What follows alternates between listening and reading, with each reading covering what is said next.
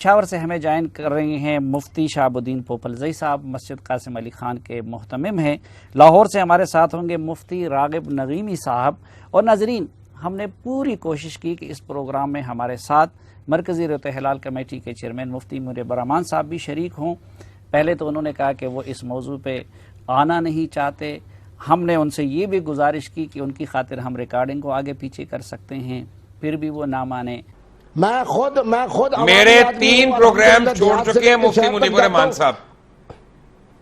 میرے مفتی منیب الرحمان صاحب ٹھیک ہے، لیکن میں آپ کو 2 پہلو ہیں، 2 نظریات ہیں، 2 مختلف حوالے ہیں جو کہ دیے جاتے ہیں چاند کی رویت کے حوالے سے۔ ایک سرکاری رویت ہلال کمیٹی ہے جس کو ریاست نے قائم کیا ہے، دوسری جو ہے وہ مسجد قاسم خان کی رویت ہلال کمیٹی ہے، مفتی شہاب الدین پوپلزئی جو ہے وہ جس کو لیڈ کرتے ہیں۔ آج کے پروگرام میں ہم بات کریں گے مفتی شہاب الدین پوپلزئی سے جو مسجد قاسم خان کے خطیب ہیں۔ اس پروگرام کے لیے ہم نے رویت ہلال کمیٹی کے چیئرمین مفتی منیب الرحمان کو بھی دعوت دی تھی، مگر اور ان سے ہم نے کہا تھا کہ وہ بھی اس جو ہے وہ اس ڈیبیٹ میں حصہ لیں، مگر انہوں نے یہ کہہ کر انکار کر دیا کہ چاند کی رویت کے معاملے پر میں کوئی بات نہیں کر سکتا۔ اب پوچھنے والی بات یہ ہے کہ اگر سرکاری رویت ہلال کمیٹی کا چیئرمین چاند کی رویت کے معاملے پر کوئی بات نہیں کر سکتا تو نہ جانے وہ کس مسئلے پر بات کر سکتا ہے۔